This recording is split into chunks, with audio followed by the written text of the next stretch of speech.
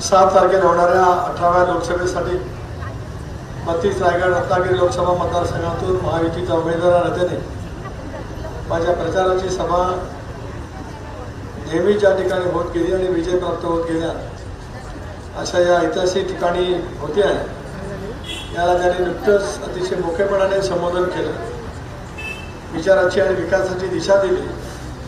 महाराष्ट्राचे शिवसेनेचे प्रमुख नेते, मुख्य प्रतोद महाड मनगाव कोल्हापूरचे आमदार वरशेठ गोगावले,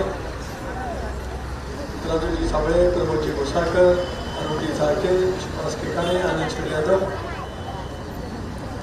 आवर्जून या ठिकाणी उपस्थित असलेले श्री बांगरजी, भारतीय जनता पक्षाचे श्री साठण, नगरपालिकेचे प्रथम नागरिक ज्यांनी आपल्या भावना या ठिकाणी मुख्यपणाने व्यक्त केल्या ते ज्ञानदेवजी पवार, उपनगराध्यक्ष राजेश मेहता, माझे जुने सहकारी शिराजभाई परदेशी, आमचे दळवीजी, सर्व महिला आघाडीचे सर्व सन्मान्य प्रमुख, सर्व सन्मान्य व्यासपीठ, पत्रकार मित्र आणि अभूतपूर्व संख्येने जमलेले माझ्या तमाम मानगावच्या नागरिक बंधू आणि सहकारी मित्रांनो, म्हणजे अगोदरच्या सर्वच वाक्यांनी या ऐतिहासिक निवडणुकीचं महत्त्व आपल्या सर्वांच्या समोर ठेवलं। तिसऱ्या टप्प्यातल्या महाराष्ट्रातली निवडणूक 7 तारखेला होणार। 18 तारखेला महायुतीचा उमेदवार म्हणून मी त्या दिवशी अर्ज भरणार आहे।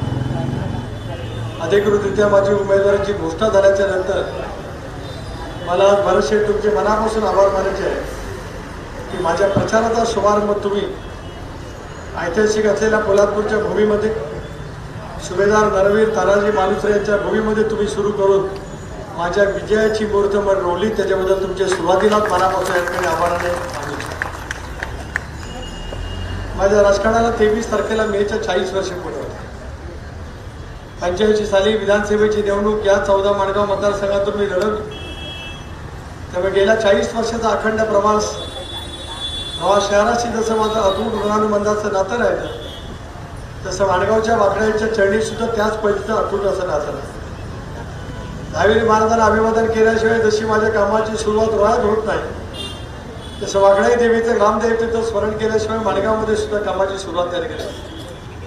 आणि सहकारी आनंद शेड या ठिकाणी आहेत। आपल्या सर्वांचा राजकीय प्रवास एका विचारसरणीच्या माध्यमातून झाला आणि 3 वेळेला माणगाव मतदारसंघातून नेतृत्व करण्याची संधी माणगावकरांनी।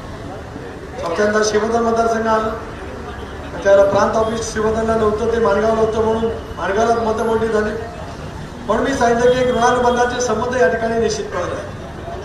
ज्ञानदेवजी तुम्ही भावना या ठिकाणी व्यक्त केल्या। सर्वाधिक जर काही काम आमदार म्हणून कुठं केलं असेल, माझा पहिला आमदार निधी जर का मी पहिला प्रथम कुठं दिला, सरलादेवनी मेहता जे काय या ठिकाणी गुजराती समाजाने जी काय वास्तू उभी केली, त्याला जाणारा जो रस्ता होता त्याचं काम त्या कालावधीमध्ये माझ्यासारख्या कार्यकर्त्यांनी आमदारांनी केलं। आजही आपण पाहू शकतो की माणगावची प्रशासकीय वास्तूची इमारत असेल, माणगावची पंचायत समितीची इमारत असेल, माणगावची जलसंपदा विभागाची इमारत असेल, माणगावचं कॉटेज हॉस्पिटल जुनं त्या कालावधीमध्ये 30 खाटाचं होतं। दिग्विजय खानविलकर ज्यावेळेला लोकशाही आघाडीच्या सरकारमध्ये मंत्री होते त्याला ते 50 खाटांचं केलं आणि त्याच वेळेला मोठ्या प्रमाणावरती निधी आणत स्वर्गीय अशोक शेठ नेहमी दवाखान्यामध्ये त्यांचं राजकारण राजकारणापेक्षा समाजकारण त्यांनी सातत्याने त्या ठिकाणी पाहिलं। त्या माणगावच्या हॉस्पिटलला सुद्धा त्या कालावधीमध्ये मोठ्या प्रमाणावरचा निधी उपलब्ध करत त्याच्या माध्यमातून आरोग्याची सेवा करण्याच्या संदर्भामध्ये सुद्धा पावलं त्या ठिकाणी उचललं। या शहरामध्ये नगरपंचायत ज्यावेळेला हातामध्ये आले त्यावेळेला ही ग्रामपंचायतीची होती। प्रभाकर उभारे माझे सहकारी ज्यावेळेला ग्रामपंचायतीचे सरपंच होते। जसं आज भरत शेठला तुम्ही श्रेय देता, तसं ज्या कालावधीमध्ये कावीळच्या साथीने माणगावमध्ये थैमान घातलं गेलं, काही जणांचा मृत्यू झाला, प्रचंड प्रमाणाची नाराजगी माणगावकरांच्या मनामध्ये निर्माण झाली, त्यावेळेला 10% लोकवर्गणीची अट होती। भरत शेठ आज या तिन्ही संस्थेच्या पवित्र वेळेला सांगतोय, आर पाटील जेव्हा राज्याचे ग्रामविकास खात्याचे मंत्री होते, महाराष्ट्राच्या इतिहासात 95 सालापासून दूर झालेली लोकवर्गणीची अट पहिल्या प्रथम कुठं शिथिल झाली, ती माझ्या माणगावच्या ग्रामपंचायतीमध्ये शिथिल झाली। त्याचा आग्रह पूर्ण मुलेच्या कार्यक्रमाच्या निमित्ताने करू शकतो। नंतरही 2-3 पिण्याच्या पाण्याची योजना करण्याच्या संदर्भामध्ये पावलं त्या ठिकाणी उचलली गेली। पण हा शहर वाढतं, शहराच्या वैभवामध्ये भर पडते। जो मुली या शहरामध्ये नोकरीच्या निमित्ताने आला, व्यवसायाच्या निमित्ताने आला, अन्य काही करण्याच्या निमित्ताने आला, तो आपलं गाव विसरला आणि माणगाव माझं गाव आहे अशा वेळेला माणगावची वाढती लोकसंख्या तुम्ही आम्ही त्या ठिकाणी स्वाभाविकपणाने पिण्याच्या पाण्याची योजनेची गरज दिवसेंदिवस त्या ठिकाणी वाढत गेली. 20 वर्षापूर्वी जेवढी गरज होती त्याच्यापेक्षा वाढ त्या ठिकाणी होत गेली. आणि आज भरतशेठ एकनाथराव शिंदेने क्रांतिकारी निर्णय घेतला म्हणूनच हे तुम्हाला सुद्धा त्या ठिकाणी शक्य झालं. त्याच्यातून या शहराला समस्यांची काही आज अडचण होती त्याच्या संदर्भामध्ये सुद्धा योग्य ती भूमिका तुम्हाला त्या ठिकाणी घेतली. शहरातल्या अनेक रस्त्यांची कामं त्यावेळेला केली गेली. दळवीजी या ठिकाणी साक्षीदार आहेत, राजूजी तुम्ही सुद्धा साक्षीदार आहात. या संबंध राष्ट्रीय महामार्गाचा जे काही गावातून जातो त्याचा रुंदीकरणाचा प्रस्ताव मी आपल्या सर्वांच्या समोर ठेवला. गटर सुद्धा बाजूला पण देत होतो, अडचणी निर्माण झाल्या. तर त्याच वेळेला रस्त्याचं रुंदीकरण होऊन गेलं. नंतर राष्ट्रीय महामार्गाला बायपास त्या ठिकाणी झाला. मी पण सुचत होतो की गावातूनच रस्ता बाबा, गावातून फ्लायओव्हर त्या ठिकाणी बाबा, पण आपण सर्वांनी म्हणून ठरवलं की बायपास त्या ठिकाणी करायला जावा. पण आज माणगावमध्ये जी काय वाहतुकीची कोंडी होते, शुक्रवार आला का माणगावकरांच्या अंगावरती काटा येतो. रविवारची रात्र जाईपर्यंत माणगावकरांच्या अंगावरचा काटा काय राहतो. तुम्ही पर्याय रस्ता सांगितला. आज शुभांगी जाधव या ठिकाणी आहे. नगरपंचायतीमध्ये अनेकशे नगराध्यक्ष होते त्या कालखंडीमध्येच, किंवा मला वाटतं आमच्या समानताई नगराध्यक्ष असतील. तो जो काही बांबडोलीवाला रस्ता आज बोरबॅगला रामलो भेटतो त्या कामाला अखेरच्या टप्प्यामध्ये मी 17 लाख रुपये दिले. आज माणगावमध्ये ज्या वेळेला वाहतुकीची कोंडी होते त्याला त्या रस्त्याचा वापर त्या ठिकाणी केला जातो. आज तुम्हाला शब्द देतो, माणगावला तुम्ही पलीकडच्या बाजूला जो पूल सांगितला तसा आज भरतशेठला मोठ्या प्रमाणात निधी मिळतो. तसा आज आमदार अधिकारी राज्याच्या मंत्रिमंडळामध्ये आहे. तिला जो का अधिकार दिलेला त्या अधिकाराचा वापर करत आता जून मध्ये जे काही बजेट मांडलं जाईल त्याच्यामध्ये त्या पुलाच्या कामाचा समावेश केला जाईल असा शब्द आज या कार्यक्रमाच्या निमित्ताने. पलीकडच्या बाजूला ज्या ठिकाणी बाबुराजी भोनकर किंवा सगळे राहत होते किंवा आज आमचे सहकारी त्या ठिकाणी आहेत, तो रस्ता सुद्धा वाकडे मंदिराच्या समोर आपण त्या ठिकाणी केला. तुम्ही सांगता तो पद्धतीने खरं आहे की एकदा ते पुलाचं काम झालं, वाहतुकीच्या कोंडीवरती काही प्रमाणात का होईना पण उपाय करण्याच्या दृष्टीतून आपल्याला पावलं त्या ठिकाणी उचलली जातील. त्या कामाचा सुद्धा आज शब्द या कार्यक्रमाच्या निमित्ताने ठेवू. अनेक कामं शहरामध्ये होत गेले. शहराचा विस्तार सर्वांगीण पद्धतीने होत आहे. या शहराचं बरं आहे की बोरबॅला सुद्धा, बोरबा रोडला सुद्धा शहर विस्तारत आहे. पलीकडे अगदी लोणचीपर्यंत शहर विस्तारायला पाहायला मिळत आहे. 2-5 वर्षामध्ये निजापूरपर्यंत सुद्धा रस्ता त्या आपण जाईल. 2-5 वर्षामध्ये इंदापूरपर्यंत सुद्धा विस्तारायला पाहायला मिळते. विभागीय क्रीडा संकुलचा ज्याला प्रश्न आला, समजा कोकणातल्या 7 जिल्ह्याचा विभागीय क्रीडा संकुल सिंधुदुर्ग, रत्नागिरी, रायगड, ठाणे, पालघर, मुंबई शहर, मुंबई उपनगर 7 जिल्ह्याचं काय विभागीय क्रीडा संकुल ज्याला करण्याची पाळी आली त्यावेळेला आदिती या खात्याची मंत्री होती. जाणीवपूर्वक त्यांनी प्रयत्न केले आणि आज माणगाव कोकणातल्या 720 किलोमीटर लांबीचं मध्यवर्ती ठिकाण कुठे आहे ते माणगाव म्हणून माणगावला विभागीय क्रीडा संकुल मंजूर झालं. त्याच्यातल्या पहिल्या टप्प्याची निविदा निघाली. उरलेल्या टप्प्याचं काम सुद्धा मुख्यमंत्र्यांच्या नेतृत्वाखाली, दोन्ही उपमुख्यमंत्र्यांच्या नेतृत्वाखाली काही 2 वर्षाच्या कालावधीमध्ये 100% पूर्ण केलं जाईल. आणि क्रीडा क्षेत्रामध्ये सुद्धा माणगावचं नाव या 5 जिल्ह्यामध्ये, मुंबई तर आहेच, मुंबईला तर अनेक स्टेडियम आहेत, ठाण्याला सुद्धा दादाजी कोंडे स्टेडियम आहे, रत्नागिरीत सुद्धा त्या ठिकाणी स्टेडियम आहे. पण अशा पैकीचं क्रीडा संकुल उभं राहील. या माझ्या क्रीडा क्षेत्रातली सर्व तरुणाई माणगावला आल्याशिवाय राहणार नाही हा शब्द सुद्धा या कार्यक्रमाच्या निमित्ताने ठेवू शकतो. अनेकांनी टीका टिप्पणी केली की मेडिकल कॉलेज इथे व्हावं. अलिखित नियम आहे. तुम्ही ॲडव्होकेट आहात, तुम्ही युक्तिवाद केलेला, मानकरची युक्तिवाद करू शकता, त्यांनी केलेला आहे. कुठल्याही जिल्ह्यामध्ये मेडिकल कॉलेज करायचं असेल तर ते जिल्ह्याच्या मुख्यालयामध्ये करायला लागतं आणि त्याला 300 खाटाचं हॉस्पिटल लागतं. ते अलिबागला त्या ठिकाणी होतं म्हणून जिल्ह्याच्या मुख्यालयाच्या ठिकाणी मेडिकल कॉलेज निघालं. नर्सिंग कॉलेज तुम्हाला काढायचं, त्या खात्याचे मंत्री जसं मगाशी यांनी संजय राऊत सांगितलं तसं सुदैवाने वैद्यकीय शिक्षण खात्याचे मंत्री असं मुश्रीफ परवा माझा अर्ज भरला येणार आहे. आचारसंहितेची मला जाणीव आहे, पण मी आज शब्द देतो पुढच्या शैक्षणिक वर्षामध्ये नर्सिंग कॉलेज माणगावला मंजूर झालेलं असेल. आता शब्द सुद्धा माणगावकरांना त्या कार्यक्रमाच्या निमित्ताने शैक्षणिक सुविधा करण्याच्या संदर्भामध्ये सुद्धा पावलं उचलली गेली. आज कॉलेज या ठिकाणी सुरू आहे. माझ्या वडिलांचं नाव त्या ठिकाणी दिलं गेलं, दादांचं नाव महाविद्यालय या ठिकाणी विद्यालयाला दिलं गेलं. पायाभूत शैक्षणिक सुविधा निर्माण करायच्या दृष्टीकोनातून आपण सर्वजण त्या ठिकाणी प्रयत्नांची पराकाष्ठा करतो आहोत. नांदेवजी तुम्ही जी खंत व्यक्त केली त्याची जाणीव माझ्या मनामध्ये, पण अजिबात काही काम झालं नाही असं आपण बोलू शकतो. माझं जेवढं काम केलं त्याच्या 5% सुद्धा आनंदगीतेचं काम या शहरामध्ये नाही हे सुद्धा मला त्या जाणीवपूर्वक या ठिकाणी सांगायचं. बांधलं 10 लाखाचं सार्वजनिक शौचालय या मंडळाने आग्रह केला म्हणून ते दिलं. अरुण चालके, प्रमोद घोसाळकर तुम्ही नसतात ते पण पैसे आले नसते. मी तर कोट्यवधी रुपयाचे काम राहिली असतील, शहर विस्तारच आहे. स्वाभाविकपणाने ज्यावेळेला जनतेने आम्हाला नाकारलं त्याला 2 वर्ष दुर्लक्ष झालं. राजू शेठ म्हणाल ते खरं, आम्ही पण थोडंसं थांबलो, तुम्हाला त्यांनी सत्ता बघूया आपण काय करावं. पण आता आपण एकत्रच आहोत, महायुतीमध्ये आहोत. जेवढा निधी भरतसिंगच्या वाट्याला येतो तेवढा निधी आदित्यच्या वाट्याला येईल. याच्या पुढे सुद्धा तरी सुद्धा माझ्या कालावधीमध्ये निधी दिला, याच्या पुढच्या कालावधीमध्ये सुद्धा अधिक झुकतमाग माणगाव शहरासाठी रोहा शहराच्या बरोबरीने नव्हे एक पाऊल पुढे ठेवून दिलं जाईल. आता शब्द सुद्धा या कार्यक्रमाच्या निमित्ताने शेवटी मी सांगितलं की 40 वर्षाचे ऋणानुबंधाचे संबंध या शहरामध्ये दीर्घकाळ पद्धतीचे राहिले. डीपीचा प्रश्न असेल, अन्य काही सुविधा आपल्या शहरामध्ये निर्माण करायची असतील, नाट्यगृहाचा विषय राहिला असेल, आता त्याला माझ्या कालावधीमध्ये मुख्यमंत्र्यांच्या ठिकाणी मान्यता दिली, त्याच्यातून काय आता कामाची पूर्तता त्या ठिकाणी व्हायची असेल, एवढा पुरता सीमित आपल्याला काम करतं. पुढच्या 5 वर्षाचा एक रोडमॅप त्या ठिकाणी राष्ट्रीय महामार्ग बायपास होईलच, शहराचा रुंदीकरणाचा सुद्धा प्रश्न आपल्याला हातामध्ये त्या ठिकाणी घ्यावा लागेल. अशा अनेक प्रश्नांची उकल करण्यासाठी सामुदायिकरित्या आपल्याला बसावं लागतं. नेमकं शहरामध्ये पुढच्या 5 वर्षाच्या कालावधीमध्ये नेमकं काय करायचं आहे या दृष्टिकोनातून जर का आपण एकत्रितपणाने बसू शकलो तर शहराच्या विकासाच्या कामाला सुद्धा चालना त्या ठिकाणी होऊ शकते. माणगावकर आहे, शहरातले नागरिक आहेत, सुद्धा आज आपण सगळेजण लोकसभेची निवडणूक आहे, स्थानिक प्रश्नाच्या बाबतीमध्ये जे बोललं गेलं त्याचा मी ओवाळून काढायचा प्रयत्न. अजूनही काय राहिलं असेल त्याची पूर्तता, त्याची त्रुटीची पूर्तता ही पुढच्या कालावधीमध्ये नक्की त्या ठिकाणी केली. आज आपण राष्ट्राच्या लोकसभेच्या निवडणुकीला सामोरं आहोत. संसदीय लोकशाही प्रणाली व्यवस्था डॉक्टर बाबासाहेब आंबेडकरांनी दिली. 52 सालामध्ये लोकसभेची पहिली निवडणूक.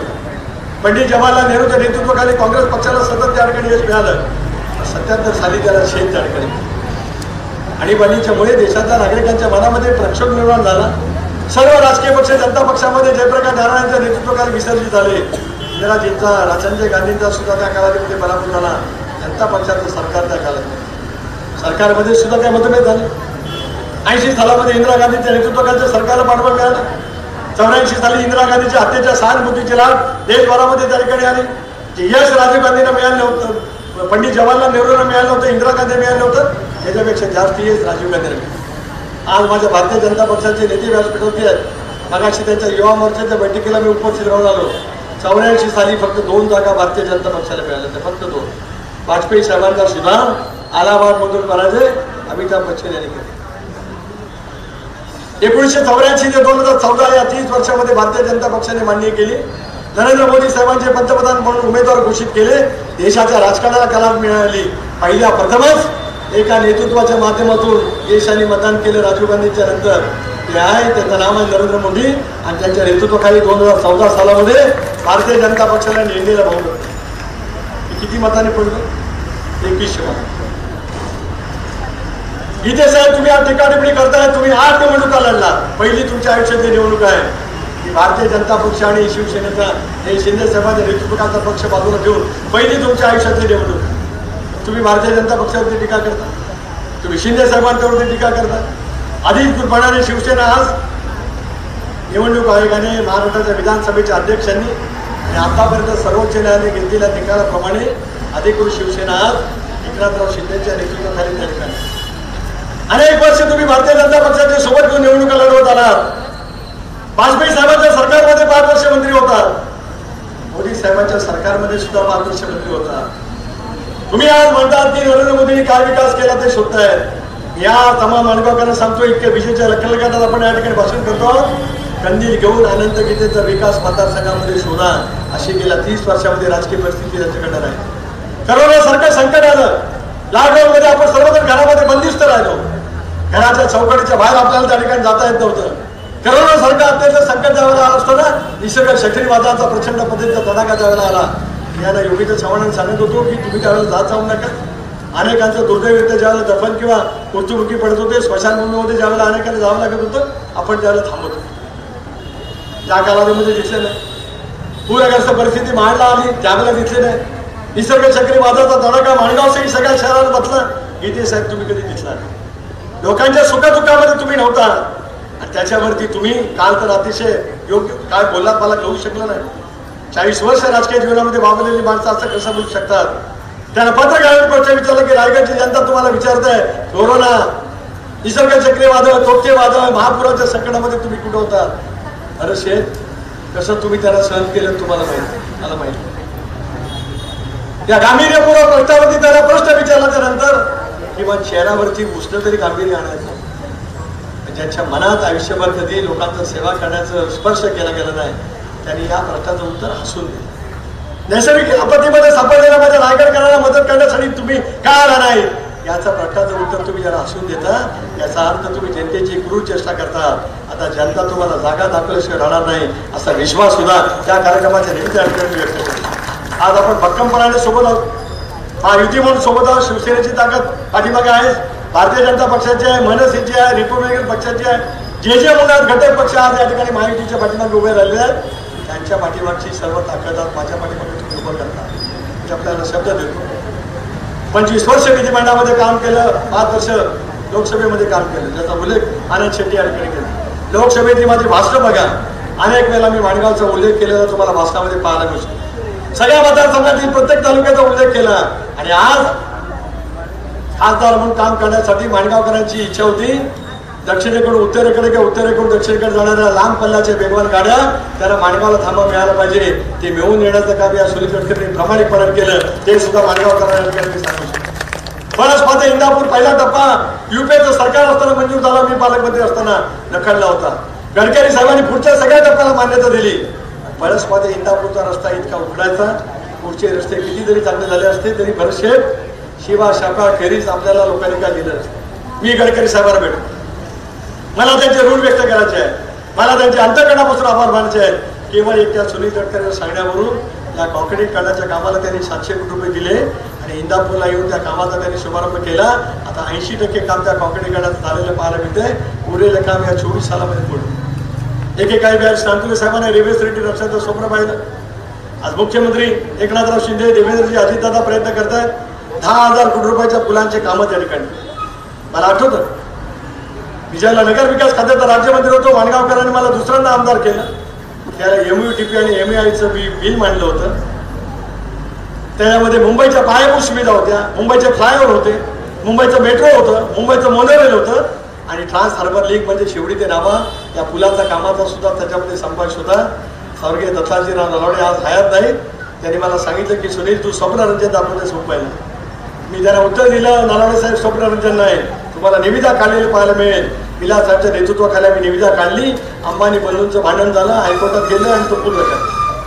नंतर परत ते पूल होईल असं कधी वाटलंच नाही. नरेंद्र मोदी नावाची एक शक्ती या देशामध्ये राजकीय दृष्ट्या उदयास आली. हे या देशाचे पंतप्रधान झाले. जपानच्या पंतप्रधानांचे त्यांचे सौहार्दाचे संबंध राहिले. त्यांनी शिबे नावाचे पंतप्रधान आणलं. जायकाकडनं 0% दराने कर्ज कोण दिलं. या देशातला 21 किलोमीटर लांबीचा कोकणाच्या भवितव्याचं परिणामाचा द्वार उघडणारा अटल सेतू त्यांनी त्या ठिकाणी मानला. ते त्यांचं श्रेय त्या ठिकाणी आहे. ते कोणाला नाकार देऊ शकत नाही. पुढचा रस्ता करण्याच्या संदर्भात आम्ही बोलतो. Greenfield express way Mumbai Pune रस्ता हिंदू हृदय सम्राट बाळासाहेब ठाकरे यांच्या इच्छाशक्तीमुळे. समृद्धी महामार्ग नागपूर ते मुंबई देवेंद्र फडणवीस यांच्या इच्छेखातर. आज एकनाथराव शिंदे, देवेंद्रजी, अजितदादांच्या मनात इच्छा आहे की माझ्या कोकणामध्ये जाणारा तिसरा रस्ता सागरी महामार्ग, राष्ट्रीय महामार्ग याच्यामधून ग्रीनफील्ड एक्सप्रेस वे मुंबई पुण्याच्या धर्तीवरती तो या सरकारने केवळ नियोजित केला नाही, त्याची आखणी नक्की झाली. त्याच्यासाठी निधीची पूर्तता तरतूद त्या ठिकाणी झाली. पुढच्या कालावधीमध्ये त्याच्यासाठी भारत सरकारच्या परवानगी आणून देण्याचं काम तुमचा खासदार तुम्ही मला निवडून दिल्याच्यानंतर माझं पुढचं काम राहील त्या ग्रीनफील्ड एक्सप्रेसच्या भारत सरकारच्या परवानगी आणणं आणि कोकणच्या विकासाचं नवीन दालन त्या ठिकाणी सुरू. अशा अनेक गोष्टी आहेत. आजही राजू आपण बघतो की ज्या वेळेला तुम्ही एक शैक्षणिक संस्था चालवता, करोनाच्या वेळेला सगळं ऑनलाईन चालवतं. खेड्यापाड्यामध्ये त्यावेळेला टॉवर चालतं. भारत सरकारने BSNL ज्या वेळेला 53,000 कोटी रुपये दिले त्याला खासदारांना अधिकार दिला की त्यांना BSNLचे टॉवर त्यांच्या मतदारसंघामध्ये कुठे पाहिजे ते करावं. मी तुम्हाला माझं संकल्पपूर्ती देईन. त्याच्यामध्ये तुम्हाला पाहायला मिळेल माझ्या या मतदारसंघामध्ये लोकसभा मतदारसंघामध्ये 4G आणि 5Gचं अत्याधुनिक नेटवर्क अशा पद्धतीने उभारलं जाईल की माझ्या या मतदारसंघाची वाडी गोष्टी बोलला सुद्धा राहणार नाही. अशा पद्धतीने हा प्रस्ताव भारत सरकारने गेलाय. त्याच्यातल्या काही टॉवरची उभारणी सुरू झाली. पुढच्या 1 वर्षामध्ये 4Gचं नेटवर्क संबंध माझ्या लोकसभा मतदारसंघामध्ये राहील. हे खासदाराचं काम ते प्रामाणिकपणाने सुनील गडकरी केलं. उतारी बांधून खासदाराचं काम होत नाही. लोकांच्या सेवेच्या हितासाठी उद्याच्या 25 वर्षामध्ये नेमकं काय करायचं आहे याच्या पद्धतीचं नियोजन पद्धतीने काम मनामध्ये असलं पाहिजे. त्याच्यातून कामाला गती आपल्याला देत नमो नारी शक्ती अभियान 50% जास्त महिला बसल्या. नरेंद्र मोदी साहेबांनी त्या ठिकाणी योजना चालू केल्या. महाराष्ट्रामध्ये तुमची लेख असलेल्या आदितीने 4थं धोरण मुख्यमंत्र्यांच्या नेतृत्वाखाली, दोन्ही उपमुख्यमंत्री नेतृत्वाखाली मांडलं. महिला सशक्तीकरणाचा नवीन प्रयोग हा देशामध्ये त्या ठिकाणी होता.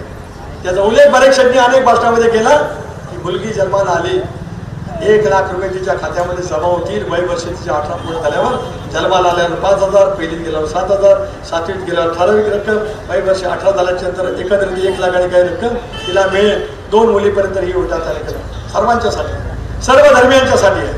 जाणीवपूर्वक समाजामध्ये धर्मामध्ये अंतर निर्माण करण्याचा प्रयत्न त्या ठिकाणी केला जातो आहे. काय नेमकं आहे 370 कलम, काय आपल्यासाठी त्याचा परिणाम?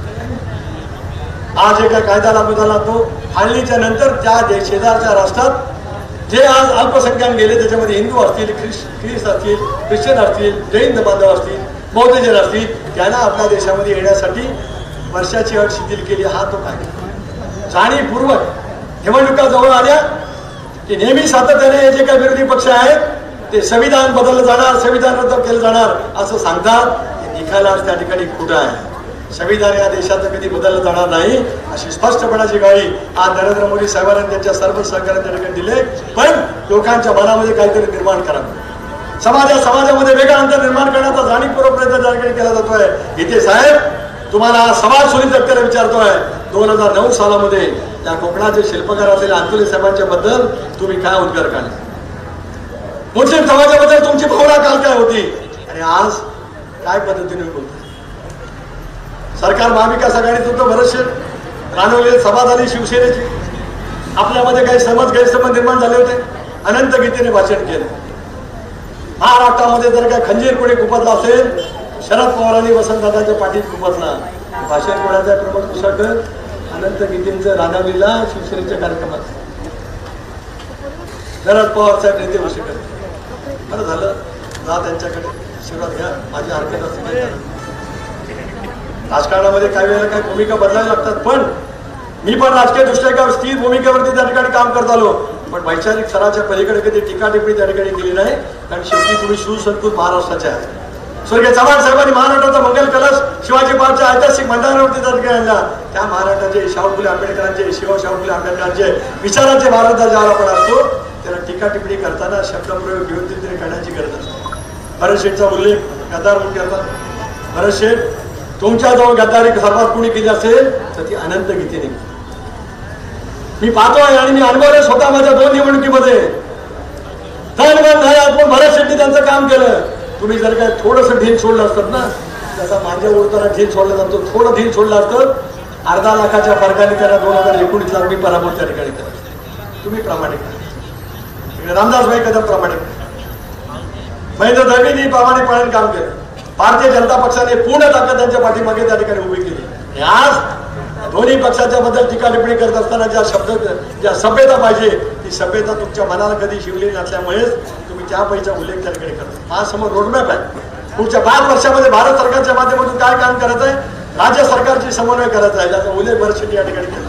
ते बंधारा बांधणार आहेत. आदितीला निधी मिळेल, त्या बंधाऱ्यासाठी त्यांना जेवढा मिळेल त्याच्यात राहिलेली भर आदितीच्या मार्फत टाकली जाईल. असा शब्द राजू शेठ तुम्हाला या ठिकाणी देतोय. बंधारा नदीवर पिण्याचं पाण्याचं पुढच्या 25 वर्षाचं एकदाच निकालात काढण्याचं काम.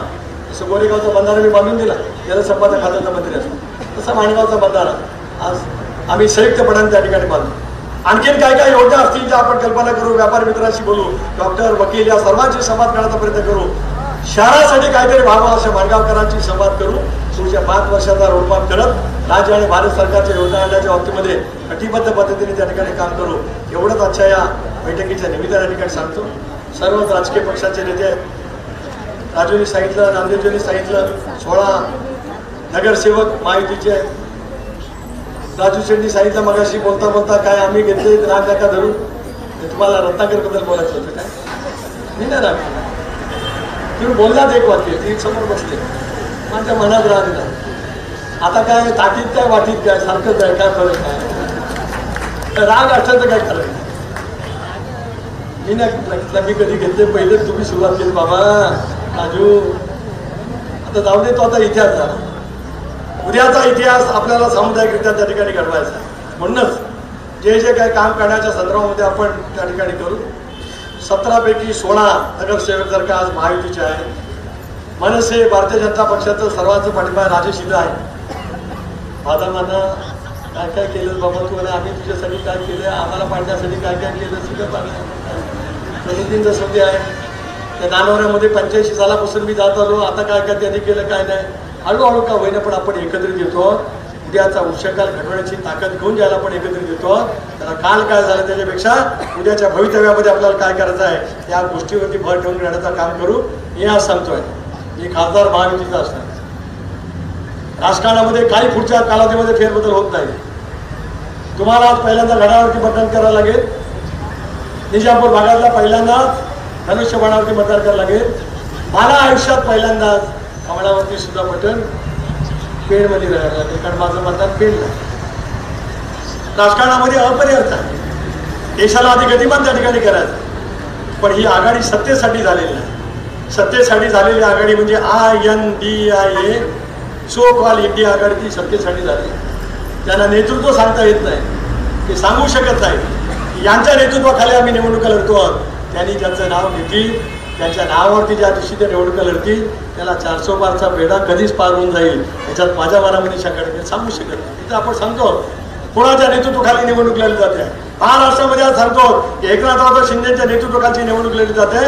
त्यांच्या राजकीय आयुष्यातली कसोटी अजितदादांच्या राजकीय आयुष्यातली कसोटी आहे. त्याच्यासाठीच केलेल्या कामाचं मूल्यमापन एक करत महायुतीच्या पाठीमागे ताकद आणि शक्ती उभी करायची भूमिका आपण सर्वांनी घ्यावी. माणगावकरांनी अभूतपूर्व प्रेम यापूर्वी केले. या लोकसभेच्या निवडणुकीमध्ये सुद्धा त्याच पद्धतीने आपण करावं. भरत शेट्टी सांगितलं तो आकडा काय कमी नाही, तो जास्ती नाही राजू शेट्टी तुमच्यासाठी. तुम्ही ज्ञानदेवनी आनंदनी ह्यानी त्यांनी ह्यानी ह्यानी ह्यानी सगळ्यांनी मनावर घेतलं. त्या आकड्याला सुद्धा शेट्टी तो शिराज आहे. आणि 95ला रात्री 2 वाजता माझ्यासमोर रात्रभर इथून फिरत होतो निवडून आल्या.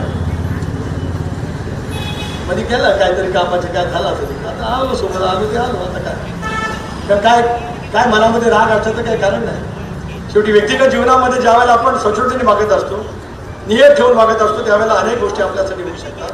ते काम आपण सामुदायिकरित्या करूया एवढंच आजच्या बैठकीच्या निमित्ताने ठिकाणी सांगतो. माणगावकरांनी अभूतपूर्व प्रतिसाद दिला आजच्या या सभेला. तोच प्रतिसाद पुढच्या कालावधीमध्ये राहावा अशी अपेक्षा व्यक्त करतो. 8ला अर्ज वाढणार आहे त्यालाही यावं. आणि 7 तारखेला न सुद्धा आता आमचे जोशी पत्रकार आहेत. 95ला मी उभा राहतो त्यावेळेला त्यांचं डॉक्टरकीचं चालू होतं. आता चालू आहे की नाही मला माहीत नाही. त्यावेळेला मला रात्रीचे सांगायचे इथे कमी पडला तिथे कमी पडला असं करा तसं करा. आता सल्ला 24 आणि 5 30 वर्षांनी परत तसाच ठेवा. आणि घड्याळाच्या चिन्हावरती बटन दाबत महायुतीचे उमेदवार म्हणून माणगावकर विजयाची शिल्पकार महायुती करण्याची विनंती करतो. आपले आभार मानून थांबतो. जय हिंद, जय महाराष्ट्र, जय महाराष्ट्र. धन्यवाद.